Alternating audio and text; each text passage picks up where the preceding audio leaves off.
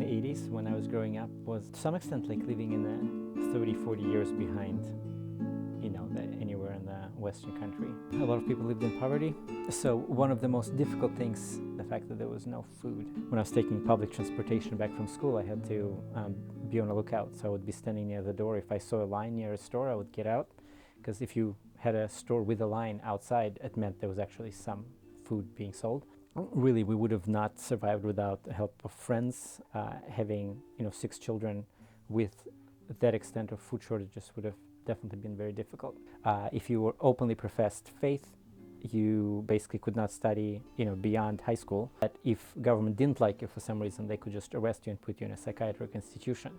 So we knew people who sat in basically psychiatric jails, with their only crime was believing in God. Well, according to the Soviet system, there was no God. So if you talk to God, it means you talk to imaginary person.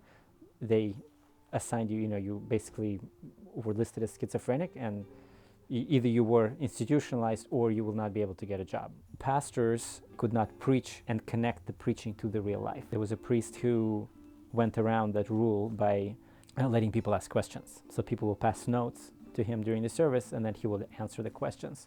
Thousands of people were baptized. In terms of our family, my dad first was an airplane engineer, and then he quit the job as a protest against Soviet invasion of Afghanistan, and became a teacher. He could never be promoted beyond a certain point because, to be promoted, you had to be part of the Communist Party. And my dad never signed up. So that every year they'll come and offer him goods and say, hey, if you just sign up, we'll give you a car, we'll give you a bigger house, you have a big family. But my dad refused. So until we left, we lived in a 100 square meter apartment with basically 7 children, grandmother, and my parents. It was very, very cramped. And to add 2 Saint Bernards and a cat. We lived waiting for the summer. And in the summer, we would try to, leave Moscow. So instead of sending us to Soviet pioneer camps, my parents just put us in a train, and we would go and live out in the woods for 2 months and travel across Lithuania, Latvia, Estonia, Kyrgyzstan. In year 1985, all my family was traveled not far from Himalaya mountains. We arrived in town capital of Kyrgyzia. We go to the mountains. In the year 1922, Russian army destroy this population in the high mountains. In one of these valleys, we were in this time. In the years coming up before we left, Soviet Union was slowly falling apart. We tried to leave. My entire childhood was pretty much one long attempt or dream to get out of the Soviet Union. And we heard that there was a coup.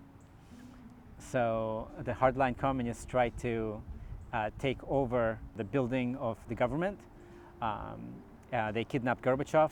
The tanks were still in Moscow when we were leaving. And my parents said to all of us, we got a backpack each, and the only things we could take is each of us is whatever would fit in a backpack like this. This is actually one of the backpacks that we left with from Russia. So we was going by train to Budapest, to Hungary. Hungarian people let us go out, but Austrian people doesn't want us to come. Just come and tell, okay, we're going to Israel. All night we didn't sleep, tired, and we come to Israel.